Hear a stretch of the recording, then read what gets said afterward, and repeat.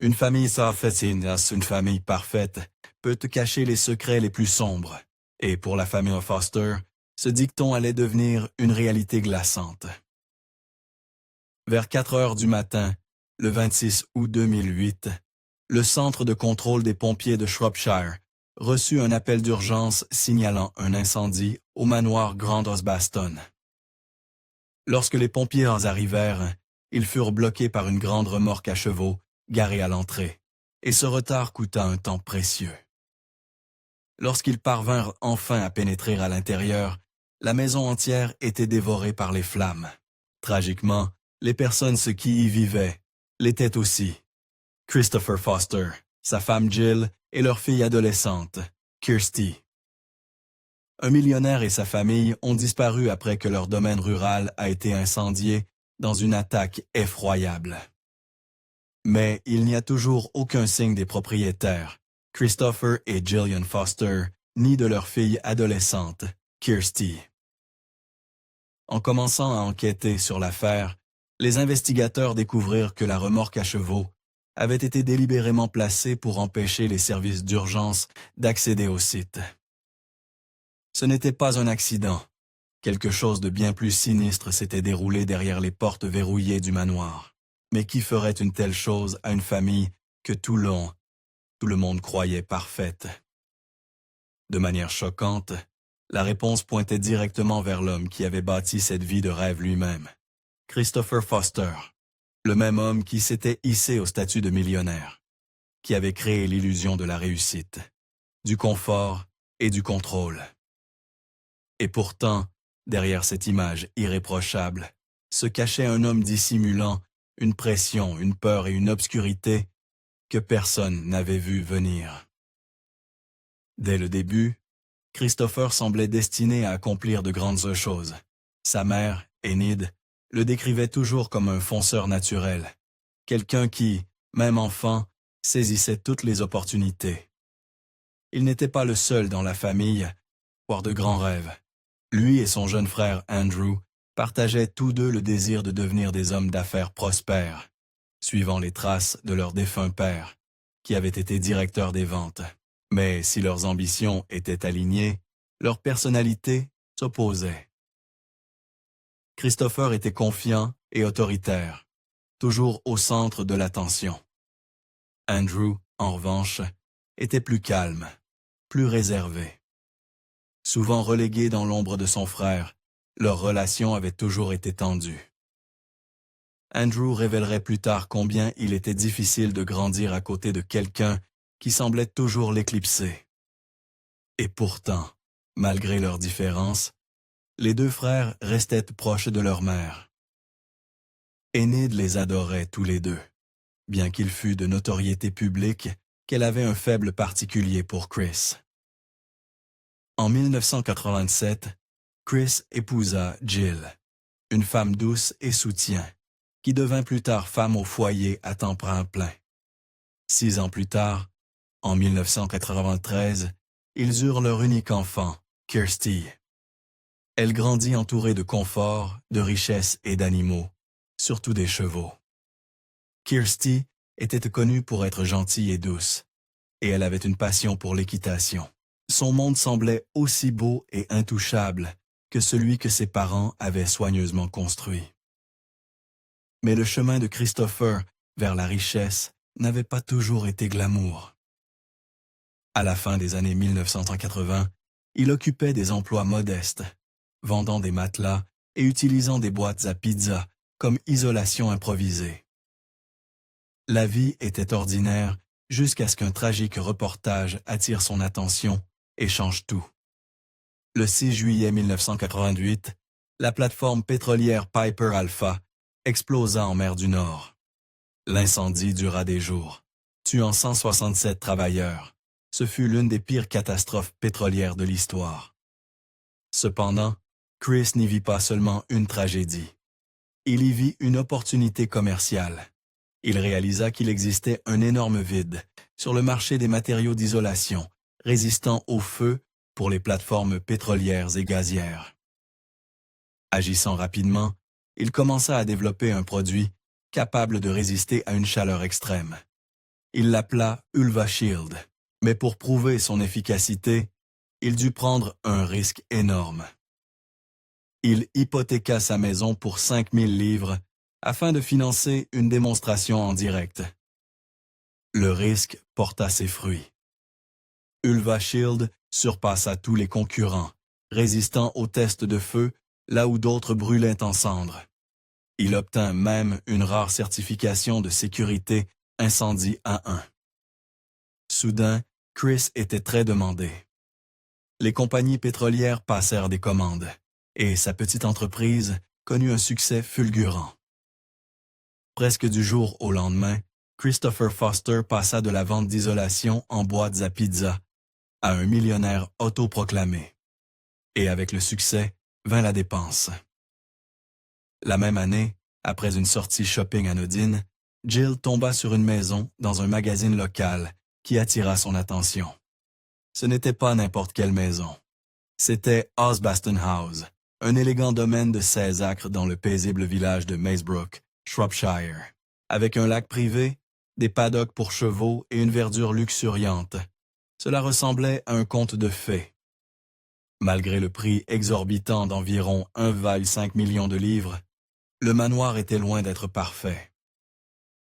Il nécessitait encore d'importantes rénovations et mises à la jour. Mais Jill Foster était totalement conquise. Le grand domaine de 16 acres offrait intimité, élégance et l'espace pour le style de vie luxueux qu'elle et Chris construisaient. Dès que Jill posa les yeux sur la propriété dans le magazine Shropshire Life, elle fut enchantée. Le lendemain matin, Chris n'hésita pas.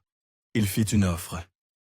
Les Foster vendirent leur maison actuelle, emballèrent leur vie et déménagèrent dans ce qui allait devenir leur domaine de rêve ultime. Dès leur installation, Chris commença à dépenser sans compter.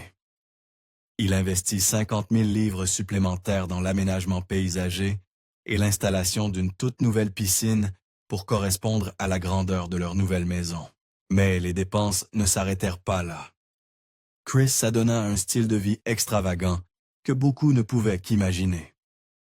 Il acheta 2 Porsche élégantes, une pour lui et une pour Jill, une Aston Martin digne de James Bond, plusieurs Range Rover, un tracteur pour le domaine et divers autres véhicules haut de gamme qui bordaient leur allée comme des trophées.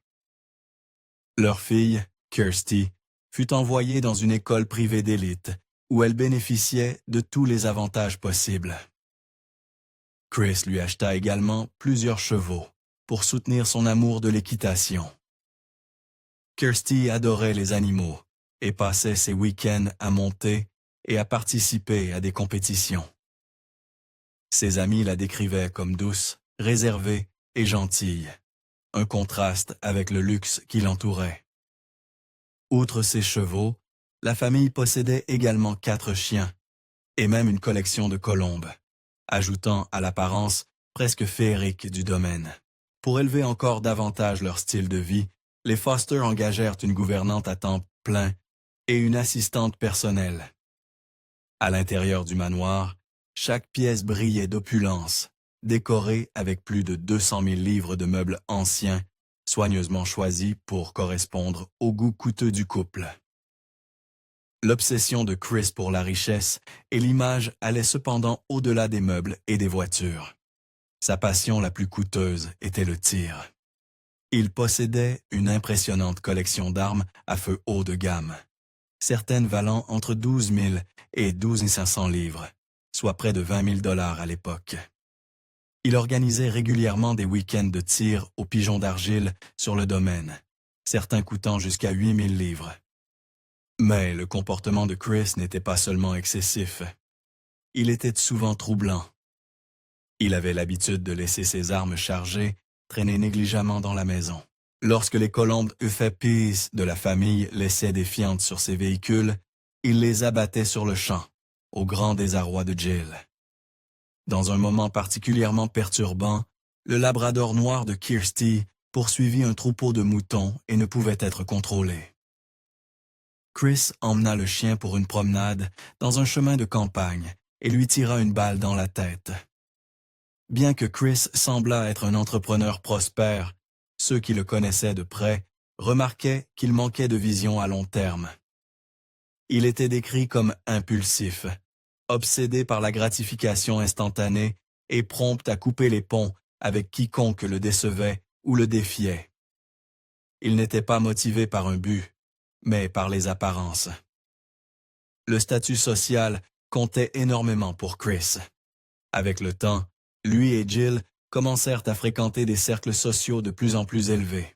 Chris devint obsédé par l'idée de laisser derrière lui ses origines à Wolverhampton, comme si son passé ne correspondait plus à la vie brillante qu'il avait façonnée.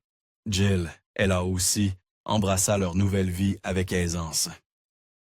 Elle passait ses journées à faire des virées shopping, à réserver des rendez-vous pour les ongles et les cheveux, et à s'offrir des traitements de beauté comme le botox et les manucures. Le couple, avec leurs filles et leurs amis proches, partait souvent en vacances luxueuses, séjournant dans des hôtels 5 étoiles, dînant dans les restaurants les plus chers et dépensant jusqu'à 20 000 livres par voyage. Ce n'étaient pas des occasions rares, c'était la norme. Chris n'hésitait jamais à dépenser pour le plaisir. Mais derrière le glamour, une vérité plus sombre couvait. À l'insu de la plupart de ceux qui l'entouraient, Chris était en grave difficulté financière. Sa vie apparemment parfaite était financée par des emprunts insoutenables, des accords secrets et un désespoir silencieux. En 2003, Chris avait signé un contrat exclusif avec une entreprise appelée DRC, leur donnant les droits exclusifs de fabriquer et vendre le produit d'étanchéité pour plateforme pétrolière qu'il avait inventé, Ulva Shield. Au début, cet accord semblait être une décision judicieuse. En 2004, sa fortune nette avait grimpé à plus de 10 millions de livres. Mais tout s'écroula rapidement. En 2005, à peine un an plus tard, Chris se retrouva noyé sous une dette de plus de 2,8 millions de livres. Plutôt que de réduire ses dépenses ou de limiter ses pertes, il fit l'inverse. Accro à son style de vie, il tenta de s'en sortir en prenant des décisions financières encore plus risquées. Malgré son accord exclusif avec DRC, il signa secrètement un second contrat avec une autre entreprise pour la vente de son produit. Lorsque DRC le découvrit, ils le poursuivirent pour rupture de contrat. Le tribunal statua contre lui, le dépouillant de son brevet. DRC transforma ensuite Ulva Shield en un succès mondial sans lui. Chris, désormais confronté à la ruine financière, vit son entreprise entrer en liquidation en 2007. 3 millions de livres d'actifs furent gelés. Son salaire cessa. Son empire financier s'effondra. Mais, au lieu de changer de cap, Chris continua à dépenser comme si de rien n'était. En même temps, il se retrouva dans une dispute acharnée avec son comptable, qui le signala à l'Inland Revenue pour évasion fiscale. Chris n'avait pas payé la TVA, l'assurance nationale et une série d'autres taxes. Dans un ultime effort pour rester à flot, il emprunta massivement auprès des banques, hypothéqua le manoir Osbaston non pas une, mais 3 fois, et mit à découvert plus de 20 comptes bancaires différents. Pourtant, il gardait le masque. Même alors que les murs se refermèrent sur lui, Chris continuait à organiser des événements de tir, à conduire ses voitures de luxe et à maintenir les apparences.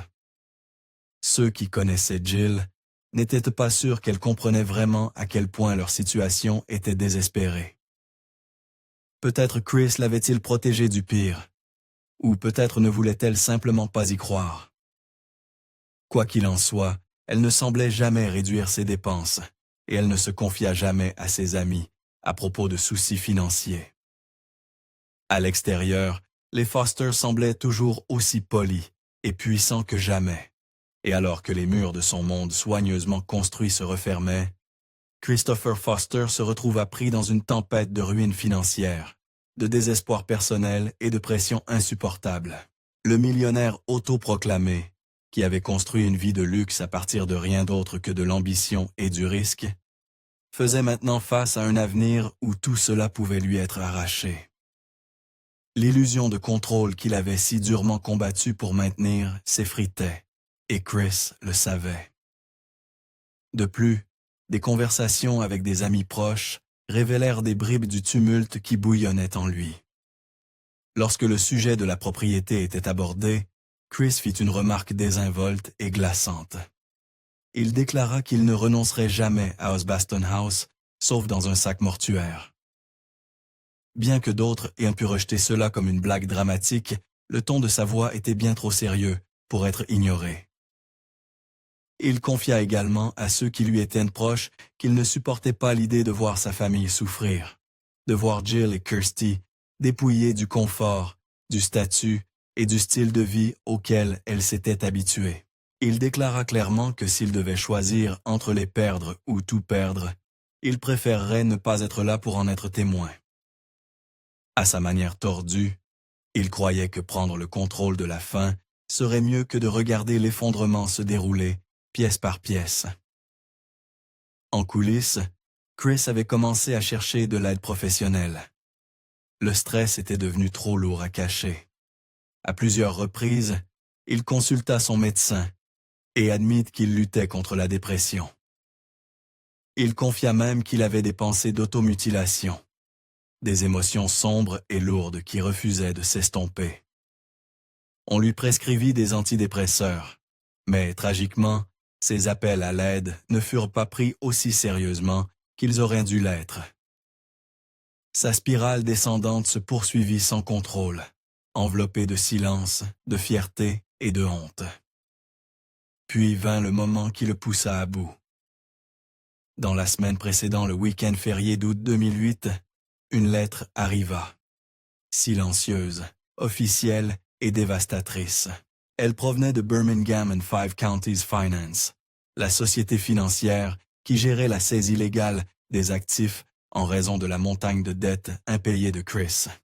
La lettre avait été affichée bien en vue sur la grille du domaine Osbaston.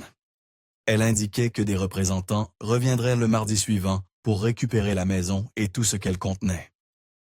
Cette nouvelle frappa comme une condamnation à mort. La gouvernante se rappela avoir montré la lettre à Chris. Il la regarda, confus, comme s'il essayait de comprendre ce qu'elle signifiait, mais ne dit rien. Son silence en disait long.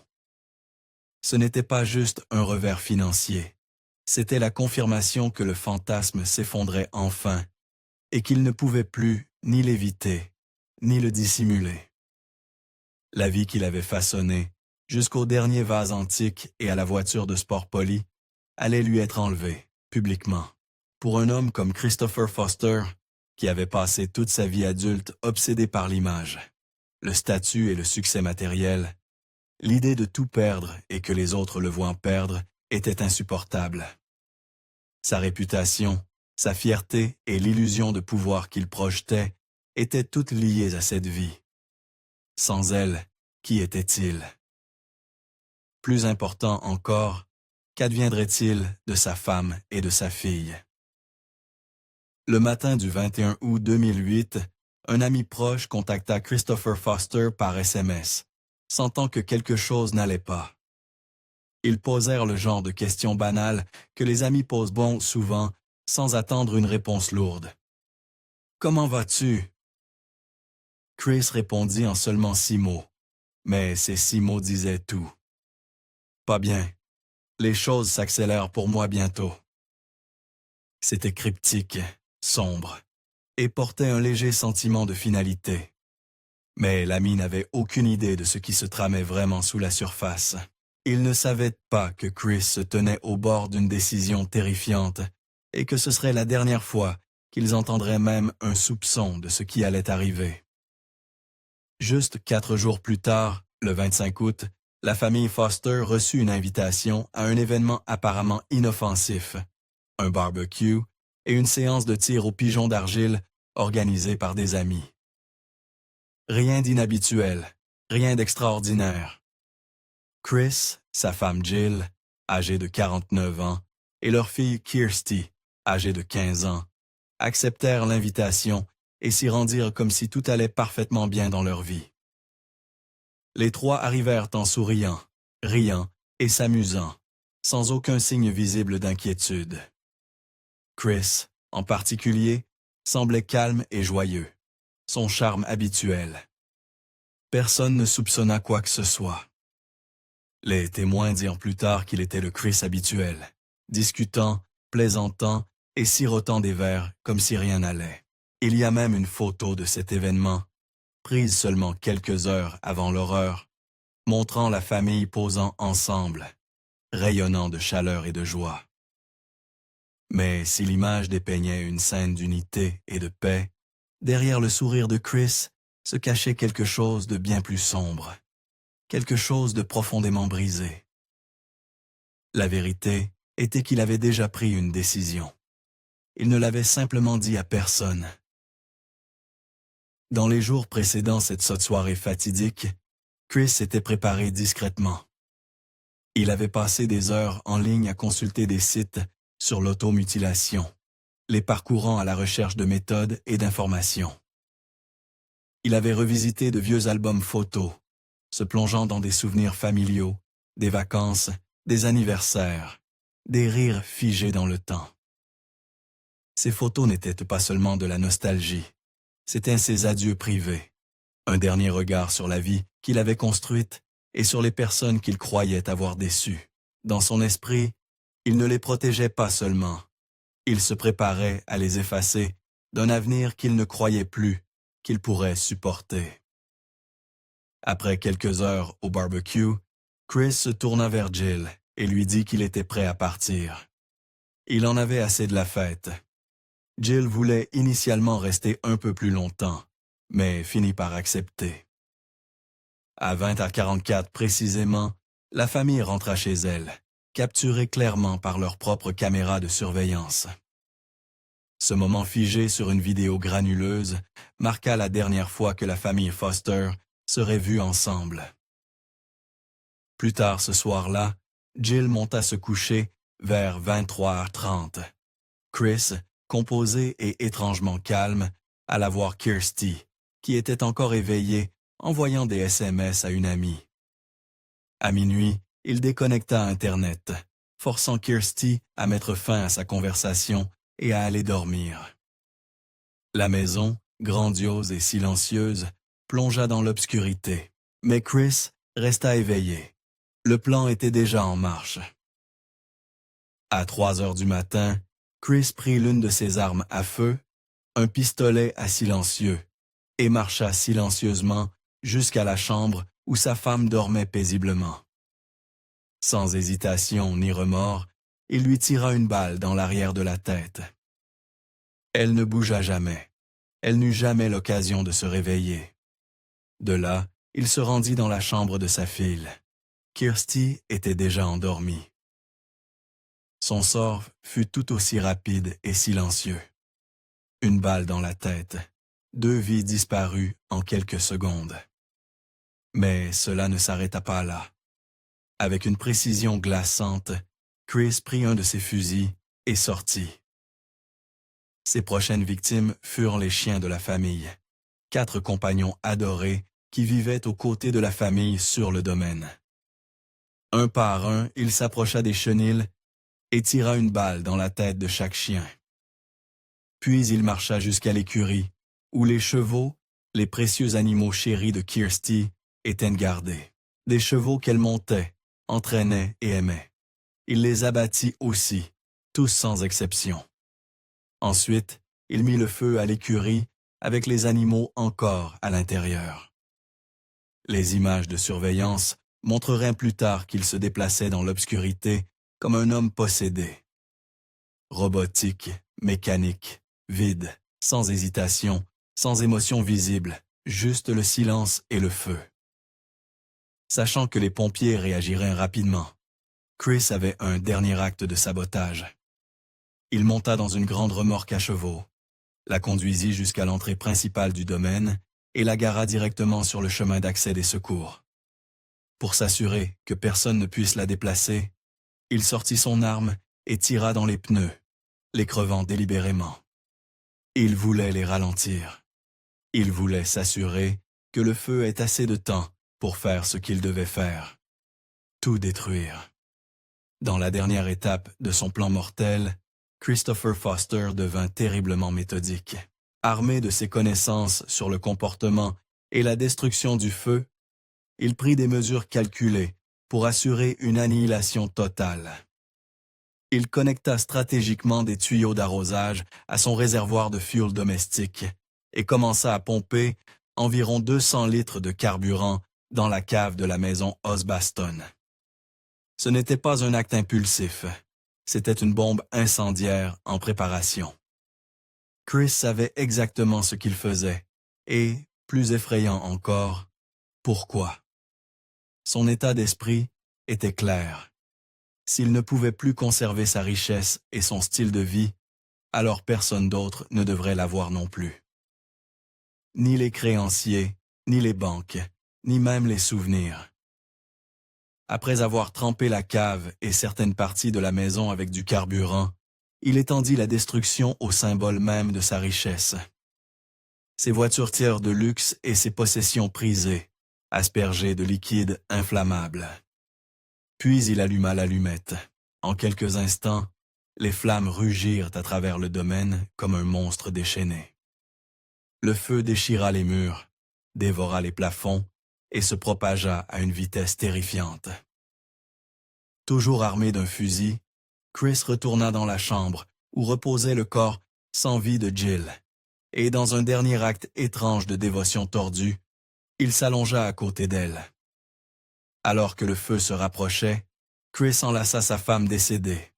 Certains pensent qu'il avait peut-être l'intention de brûler vif comme une forme de punition, ou peut-être comme un dernier geste de possession. Une dernière démonstration de contrôle. Andrew Foster, le frère éloigné de Christopher, spécula plus tard que Chris n'avait aucune intention de survivre, et il avait raison. Les résultats de l'autopsie montrèrent que Chris était mort d'inhalation de fumée.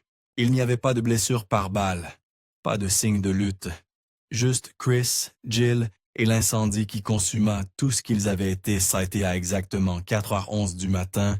Le système de sécurité domestique de la famille cessa d'enregistrer.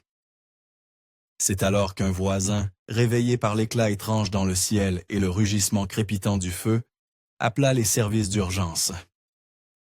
Les pompiers répondirent rapidement, mais leur chemin était bloqué. La même remorque à chevaux que Chris avait utilisée pour obstruer l'entrée se dressait maintenant sur leur passage, avec ses pneus crevés. Lorsqu'ils forcèrent finalement leur passage, il était trop tard. Le feu avait déjà pris le dessus, brûlant trop férocement pour être contenu. Alors que les pompiers combattaient l'incendie, les voisins horrifiés restaient là, impuissants. Beaucoup craignaient le pire, murmurant à propos des Foster qui restaient introuvables. Le lendemain, les journaux et les chaînes de télévision lancèrent des appels désespérés pour retrouver la famille. Certains spéculaient qu'ils avaient été enlevés. D'autres gardèrent l'espoir qu'ils s'étaient échappés et se cachaient. À ce moment-là, les corps n'avaient pas encore été retrouvés. La vérité n'avait pas encore émergé. Pendant 3 jours entiers, les équipes d'urgence travaillèrent à maîtriser le feu et à permettre aux enquêteurs d'entrer en toute sécurité dans les ruines. Lorsqu'ils y parvinrent enfin, ce qu'ils trouvèrent les hanterait. Les restes de Jill et de Christopher furent découverts enlacés sur ce qui restait du lit, enfouis sous les débris qui s'étaient effondrés dans le salon. Mais le corps de Kirsty manquait. Il y avait encore une lueur d'espoir qu'elle ait survécu. Cet espoir fut brisé quelques jours plus tard, lorsque des fragments des restes de Kirsty furent trouvés parmi les décombres calcinés. Les enquêteurs travaillèrent avec des pinceaux délicats, traitant les débris comme un site archéologique, recueillant chaque morceau qu'ils pouvaient. Parmi ces restes, une partie du crâne de Kirsty révéla la douloureuse vérité. Elle avait été abattue d'une balle dans la tête, tout comme sa mère. Toute la famille avait été tuée avant même que le feu ne commence. Avec les corps identifiés, les soupçons se tournèrent directement vers Christopher. La récupération des images de surveillance le confirma. Chris avait exécuté chaque meurtre, chaque coup de feu, chaque étape calculée du massacre. Il ne laissa derrière lui aucune note, aucune excuse, aucune explication. Mais les preuves étaient indéniables. Les enquêteurs ouvrirent également une enquête financière, et la vérité sur la vie de Chris commença à se dévoiler rapidement. Malgré son image d'homme d'affaires prospère, Chris cachait une avalanche de dettes. Au moment des meurtres, ses dettes s'étaient envolées à plus de 4 millions de livres. Les créanciers se rapprochaient, prêts à saisir tout, la maison, les véhicules, même les plus petits actifs. Mais Chris s'en était déjà occupé. Il ne laissa rien à réclamer, seulement des cendres. À mesure que plus de détails émergeaient, les théories affluaient. Certains croyaient que Chris avait craqué sous la honte de l'échec financier, qu'il ne pouvait supporter la chute publique. D'autres y voyaient un acte monstrueux de contrôle, par un homme qui préférerait tout anéantir plutôt que d'admettre la défaite. Sa mère, Enid, était dévastée. Elle refusait de croire que son fils était capable d'une telle cruauté. À ses yeux, il l'avait fait par amour, pour protéger sa famille de l'humiliation de tout perdre. Mais Andrew, son frère, voyait les choses différemment. Les deux n'avaient pas parlé depuis 16 ans.